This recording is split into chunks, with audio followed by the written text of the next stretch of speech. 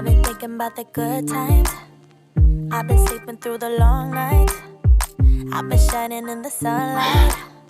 Hello lovely people, it's Nicola back in the Stitches and Slapdashery sewing room. It's been a morning. Husband's second week of treatment. Today was his second chemo and they wouldn't let me sit in, unfortunately. Last week apparently was special because it was his first time. Now, not so much. So I went off to my favourite tea shop and I did a bit of crochet and messed about on my phone and drank some very delicious Lapsang Souchong tea. It's very, very smoky. I mean, I love liquid smoke in food. I love smoky foods. This was amazing. I'm not sure I would buy it to have it at home, but as an occasional treat, loved it. While I was there, I finished this little guy.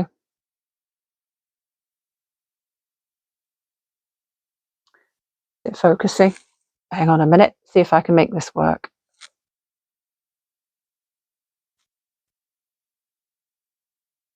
No, that didn't help things, did it? Oh, that's a bit better. So I'm calling it an emotional support snowball. Because it looks more like a marshmallow, doesn't it?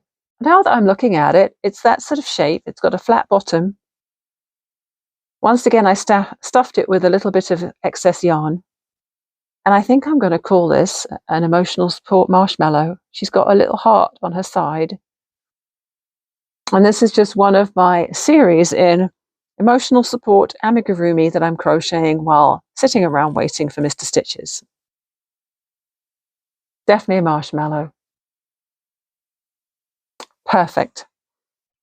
I'm hanging on to these things in the hope that at some point the perfect recipient will cross my path and I'll be able to make them smile by handing over a cute little doohickey that I've crocheted.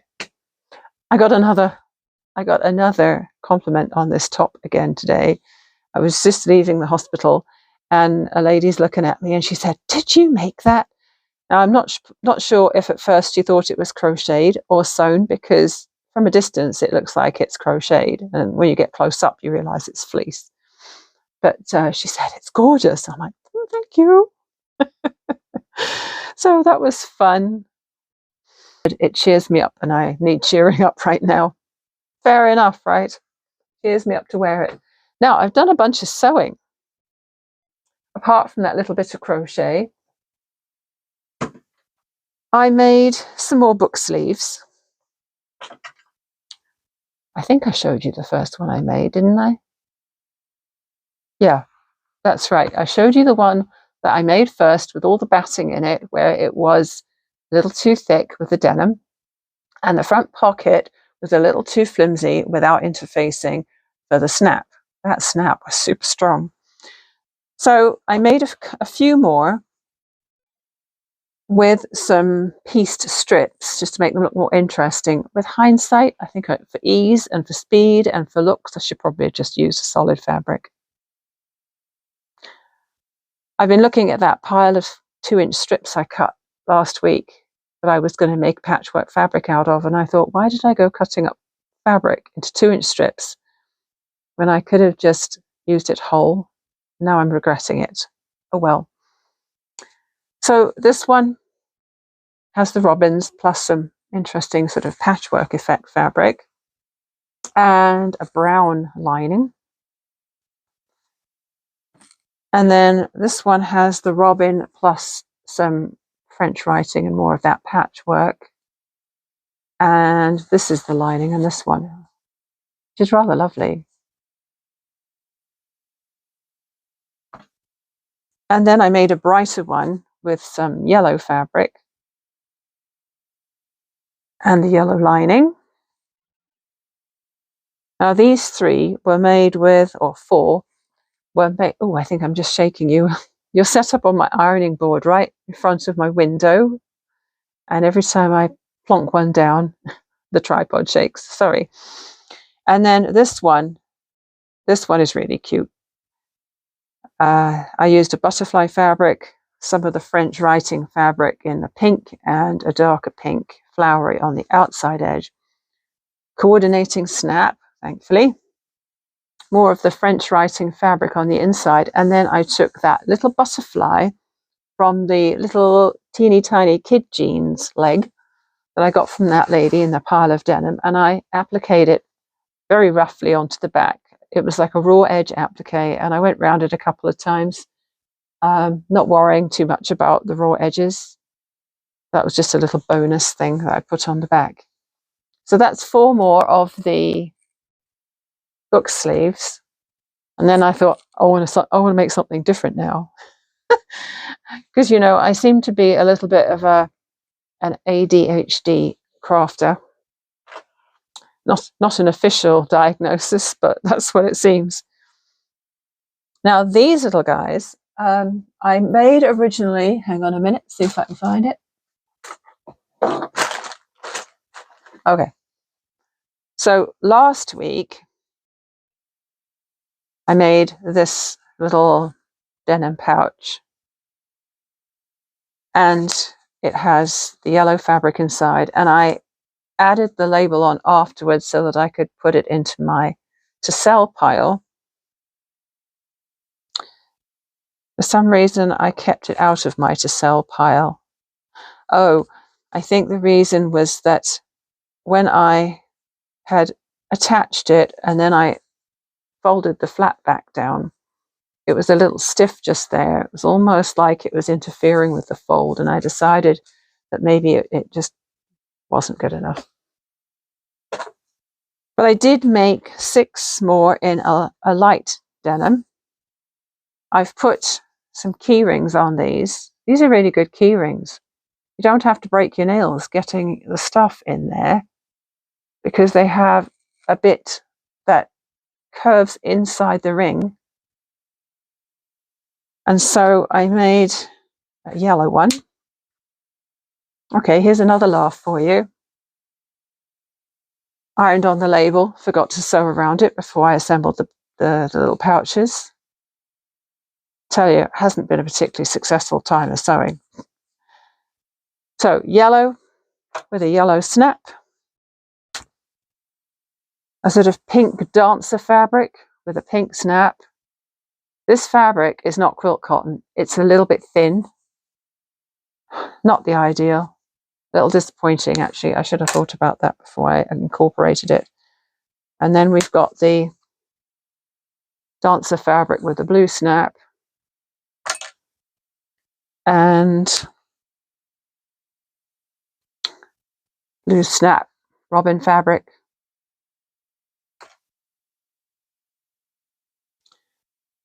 Oh, and these two are also the robin fabric. Different coloured, different shade of blue. A different shade of blue on the snaps. I'm very grateful to my friend who gave me some of her excess snaps and D-rings and some cord stoppers as well yesterday.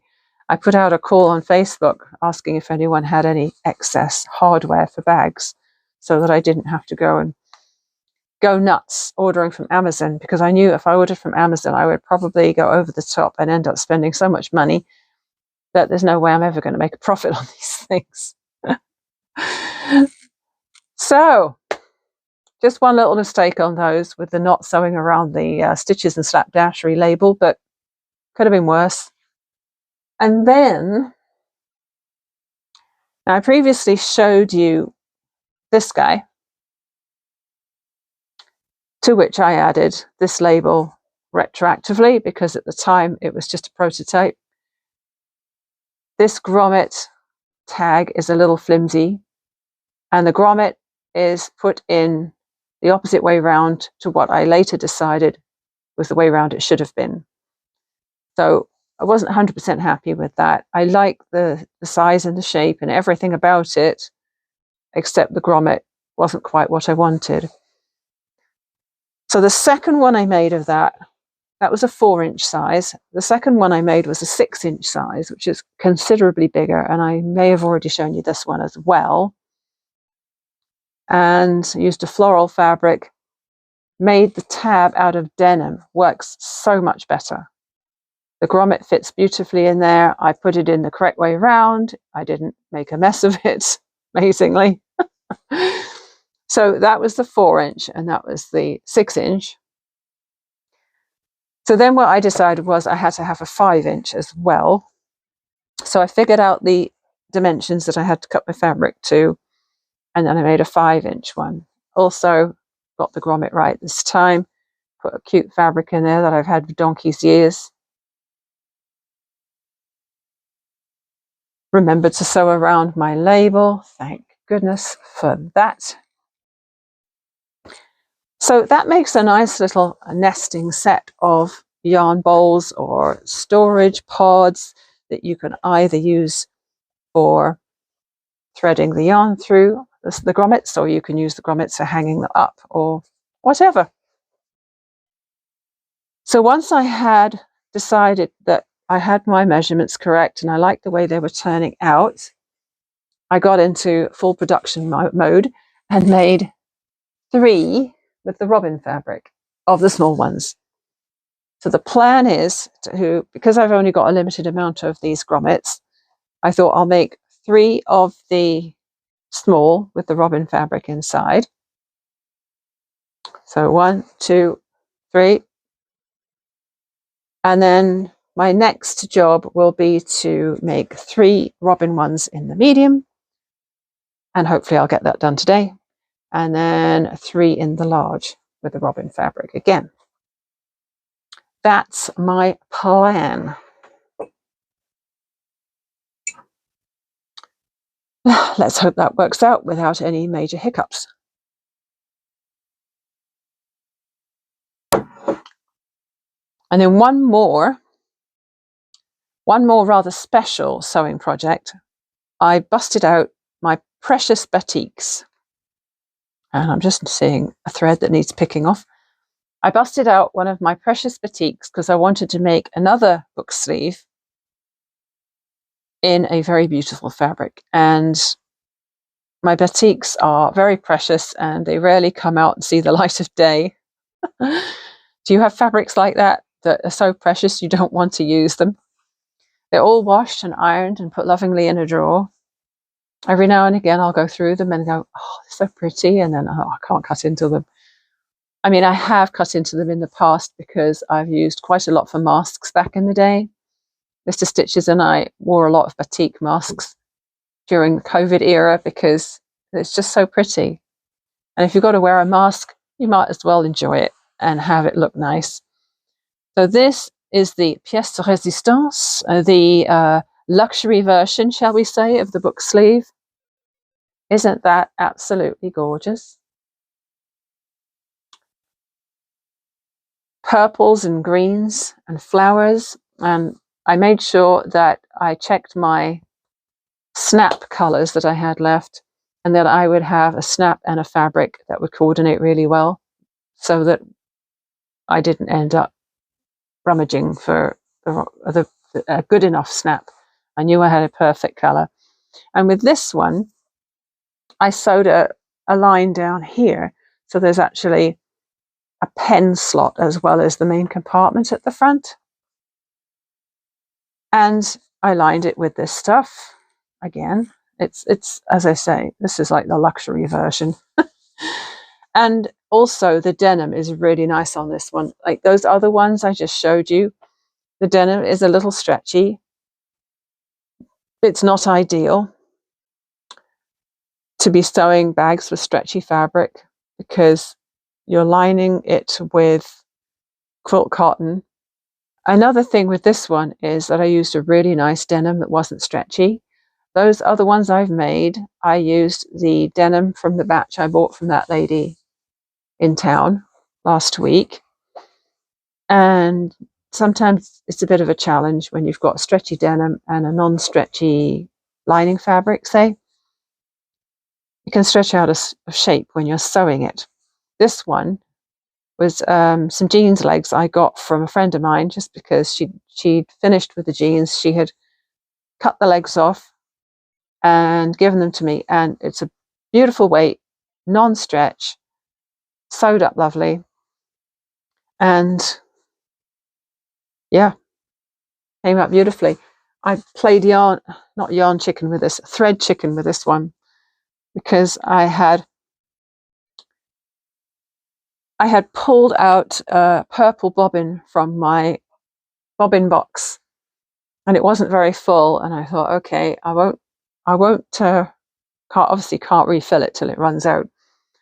And so the whole time I was sewing this, I was checking the bobbin to make sure that I had enough for the next step, because one of the worst times to run out of bobbin thread is when you are top stitching and you end up with an extra join where you really didn't want it. And it usually ends up right on the front of the bag where you really don't want it. So I'm really, really, really pleased with that one. So that's all the makes up until today, between whenever I last vlogged and today, Tuesday, whatever the date is. No idea. And yeah, I rearranged my sewing room a little bit. I had pulled a rug in here. I had laid out a rug in here that was almost covering the entire floor, well, the center part of the floor, because obviously I didn't want to start lifting heavy desks to get it under there. And it wasn't being used. We originally bought this beautiful rug to go in the family room, because the carpets in this room and that room we never changed when we moved in, and they're kind of thin, there's concrete floor underneath, and so we got a lovely rug. Rather than replace the carpet, we just covered it up. And I remember that when it used to be in there, it was always creeping. It would always get little humps in it, or it would be moving across the floor all the time. And when my husband started putting more fitness equipment in there and wanting to exercise in there, he rolled it up and stuck it under the stairs. And I thought, oh, maybe a couple of months ago, I thought, wouldn't it be lovely to have it in here? It'd be warmer underfoot and it would look nice. And, you know, the floor is just the carpet in here. Who puts like a black carpet in a basement? It's already dark enough down here and it's just a black carpet. So I covered it up. And then this whole time I have been fighting with this rug. Every time I've come in, I've been yanking it straight. I've been watching it creep slowly across the floor and kind of hump up against this cupboard or this drawer unit here, or hump up underneath my sewing table, trying to yank it straight. And it's just like, yesterday I got fed up with fighting it. I wasn't going to fight it anymore. So I vacuumed it, rolled it up, put it back under the stairs. And it's like, well, that's fine. It's just going to be so much easier now. And actually, one of the other reasons that I wanted it gone is that when I have my ring light on my tripod, and the tripod was sitting on the rug, and it would be bumpy, and if I walked past it, it would make the light and obviously also the phone camera shake, so that if I was trying to film something but then got up to do something, then it would shake the camera. And I thought, I'm just fed up with fighting it anymore. So I had a little rearrangement session. As I say, you're set up on my ironing board now. The ironing board was over there. It was kind of in the way because it was sticking out into the room. So now I've tucked it right up against the wall. I've pulled my sewing table out a little bit. I've put my decorative dress form or mannequin in this corner. My what do you call it? My adjustable dress form is over there in that little recess by the door. And I tidied up again. So tidying up in here is insanely frequent. And I have a couple of heaps of fabric over there because work's in progress, right? But I was thinking of filming another tutorial. And I wanted to get set up to the point where my tripod was steady, and I have to figure out a way to have the tripod and phone set up so that I'm not shaking it. That was my issue when I did that crochet beanie tutorial. I had the tripod right on the table and I didn't realize that it was shaking around, and I had to refilm the whole thing by doing it on a different desk, which I was hoping was more steady. So the plan is at some point to film a tutorial for this. I can give you the dimensions to cut for each of the sizes. And I'm not sure when that's going to happen, but hopefully sometime this week. It'll go out as a separate thing, not as part of a regular vlog, but as a separate video. And people can make their own. I've been thinking about the good times. I've been sleeping through the long nights. I've been shining in the sunlight. I've been thinking how I'm alright. There's a reason for my feelings. There's a reason why I'm healing. Yeah, I feel higher than the ceiling. All because of you. You and I were so sweet, so sweet. Talking till we asleep, asleep. Every night I fall deep but love, yeah. Cause you really get me. Make me fall to my knees. Every night I fall deep but love, yeah. Wait a minute, don't you leave. It's a little later on. I'm back at the machine. I did pop down to my local fabric store to price some things out, and of course their prices are way higher than online prices. I may still have to suck it up and do an order because I need some temporary basting spray. Do I need it? Do I really need it? It is pretty handy stuff. This is the one I have. It's called Odif 505, and it's a handy thing to spray onto batting because it'll hold it against your quilt cotton or other fabric while you quilt it or sew it, and it's really useful. I know it's an aerosol, so probably not very environmentally friendly, but I did find one online that was called, I think it was called 5052, but it was in a red can and it was way cheaper than this one. So I may get some of that because it's handy stuff and because it saves me from using my fusible fleece. So on the whole, it will probably save me money in the long run because fusible fleece is insanely expensive.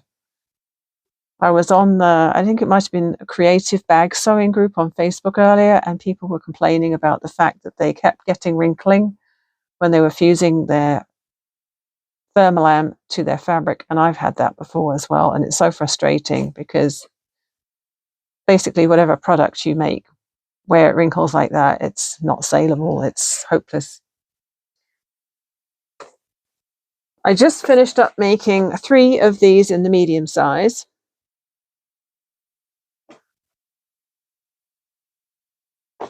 Oh, and before I forget, when I was at the fabric store, I got some cardboard from them so that I can roll some of my bigger pieces up onto cardboard. I don't have many bigger pieces, but it would definitely tidy things up and make that robin fabric way more manageable. And I also, because I was in the warehouse and I was looking around and I used to work there and I knew they used to have some little white wire rotating displays that had disappeared from where they used to be. And I asked the manager about them and she said, oh, we threw them out, although we haven't actually got rid of these 2 yet. And I'm like, could I have one? And she said, oh yeah, why not? So I brought one home. It's still in a box in plastic wrap. It's not even been used by the look of it. So this is awesome. So that would be great for putting out on my craft table when I'm at markets for hanging things up. So I was super happy about that. Anyway, back to these things. 3 more of these made, medium sized. What I did today, which really helped, was actually write a to-do list. And I always used to write a to-do list for whatever was in my head and I needed to remember. Haven't done it for a while. And I keep thinking of things that I haven't done that I meant to do. And of course, if I don't write it down there and then, I forget about it and it doesn't get done. So I made a to-do list this morning for today, and it was great because I know I have to get back into exercising. The yoga has completely fallen off the face of the earth for about 2 months now. And I keep thinking, I've got to do it. I've got to do it. I know I feel better when I do it. So yesterday I did a 15-minute session. I always use Mady Morrison. She's German, Yoga mit Mady on YouTube. And I love her sessions. She has a whole bunch of different routines on her YouTube channel. She's been doing it for like 10 years. And I did a 15-minute one yesterday and a 15-minute one today just to ease myself back in before I go into like a 30-minute. And I thought, why have I been putting this off for so long? Another thing I had on my to-do list, just do 10 squats. Because I thought if I do at least 10 squats, then it might turn into something more. And even if it doesn't, I'll feel like I've done something. Because, yeah, all this high calorie density food that I'm packing into my husband, I'm eating it too. And yes, my middle seems to be spreading more. So that was good. I also got the kitchen floor mop. That was on my list. Sewing those 3 bags. That was on my list. Oh, feels so good to cross things off. Another thing I want to do today is cast on for a new knitting project. And I'll probably do that tonight, and so I can add that into this video. I saw a really cool little pattern. It's called a buff, and it's called, oh man, it has a really unusual name. I can't remember what the name of it now, but it's called a buff, and it's basically a bandana cowl. So it's knitted in the round from the top down as like a tube, and then you extend the front half of it to a point. So it's close to the neck, and then it tucks into the neck of your jacket. And it's minimalistic, and I really liked it. And it was Ross of Smells Like Yarn who was wearing it and talking about it. It may have just been on Instagram. It may not have been in his podcast. It may have been on Instagram, but he's on YouTube. He's on Instagram. Smells Like Yarn. And I've been following him for years, and he knits like crazy, and he buys yarn like crazy. He is probably the one person I'm sure of that has Sable, Stash Acquisition Beyond Life Expectancy. I'm pretty sure he's hit that many times over. But he's got into crochet lately. He used to say he had tried crochet and didn't particularly like it, but lately he's got into it again. So he's knitting and crocheting up a storm. And he had made this cowl, and I think he basically made it in one sitting because he loved it so much. So I went to Ravelry. I got the pattern. It's free. I downloaded it, added it to my project page to cast on ASAP. And I will definitely put it in the description, and maybe also while I'm editing this, I may have put the name on the screen. I should do that. If I haven't, it'll be in the description. And I'm just going to pull some yarn out of the stash to cast on for that tonight, because I'm finding that I'm really, really loving knitting on that scarf for Mr. Stitches. And I feel like I want another knitting project that I don't have to just do 1 round or 2 rounds on per day. I want to just get on with it. And so I'm going to do that. So that's that. The reason I just grabbed this box a minute ago, I was just going to show you what my friend gave me. She gave me some of these. I think I'm going to trade her some other bag hardware in return, because she gave me a few of these things. Oh, if I can get them out the bag. This is one. So I don't know if you've seen these before,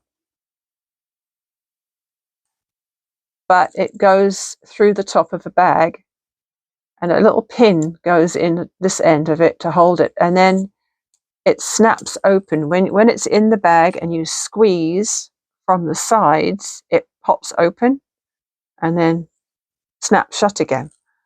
I've made things like this before, but I did it the cheap way by using an old DIY sort of handyman's tape measure. Christine of Christine's Home Affairs just did a video for that this week. She made one with the tape measure and it works. Just have to be careful not to make them bigger than the spread of your hand. Like this width is great. Basically, if it's a snap pouch, it's got to be sort of no wider than this because you want to be able to get your hand around it, push inwards to open up the pouch. Any bigger than that and it would just be really hard to use. So I'm going to have to look up a tutorial for this to remind myself how I made them years ago, because it would be nice to do that with those. I've also got a whole little baggie of cord stops. I should probably take them out the bag, shouldn't I? Because you're not going to be able to see them. My alarm's going to go off in a second. I've got to go out and cook dinner in a minute. Anyway, so cord stops. Hang on a minute. Hold it against the white of my sewing machine. Ah, there we go. I can probably figure out a use for those. A bunch of 1/2 inch swivel hooks. There's 16 of them. So that means I could make that many of something. I haven't decided what yet. And then a whole bunch of 1/2 inch D-rings. Now she's written on there 175. She may have used some of them since she wrote that on there. I don't know. But tons and tons of D-rings. And those will be awesome to add to things. Even if I don't do a wristlet with a swivel hook or add a swivel hook, just adding a D-ring on a little fabric tab to a little pouch makes it so much more handy for attaching. Like if people buy a pouch and they have a carabiner or something like that, they can put it through their D-ring and onto their backpack. So super useful, as they say. Super useful. So I've popped them in there, which has become my sewing table catch-all. And yeah, now I'm thinking it's probably coming up for 5:45. I'm going to be making some lentil dal and some rice tonight, which will take me 45 minutes because the rice is brown basmati and it takes 35 minutes to cook. So Mr. Stitches went off for his radiation treatment. By the time he gets home, dinner should just about be ready. This is the yarn I have decided to use. It feels like it might be a bit thin for worsted weight, but the size of needle it recommends implies it is. It's this stuff here, which I used for crocheting the little hoodie for my new great nephew.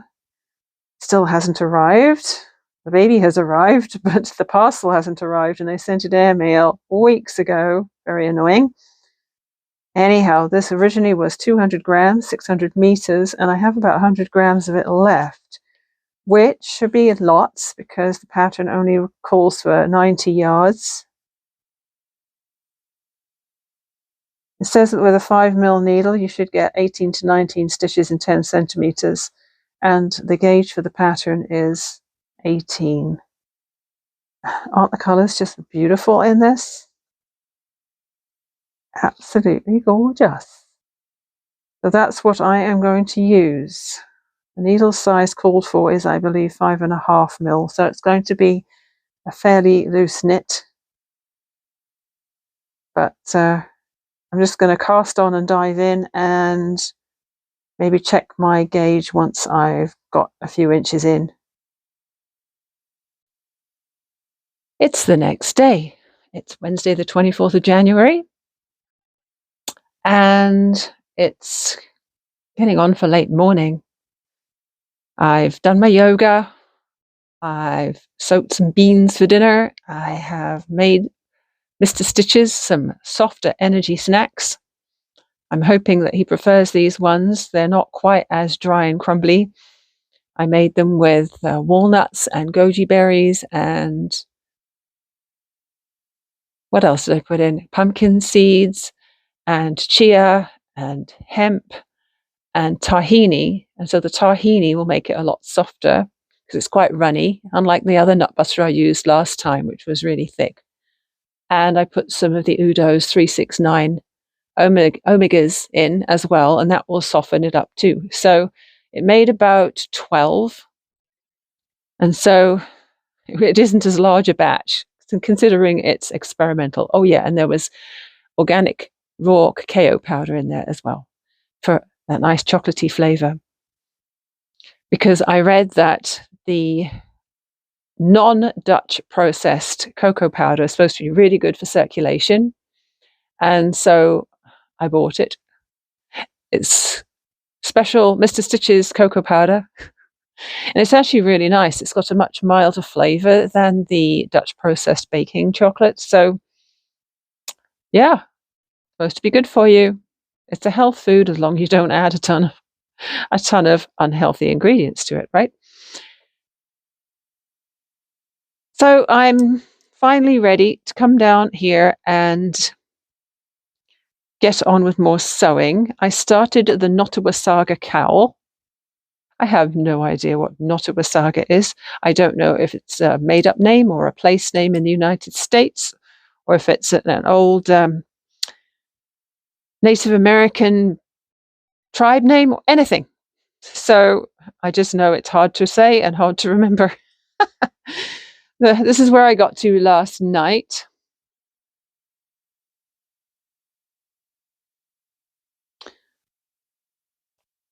The annoying thing about knitting this last night in artificial light was I really couldn't appreciate the colors.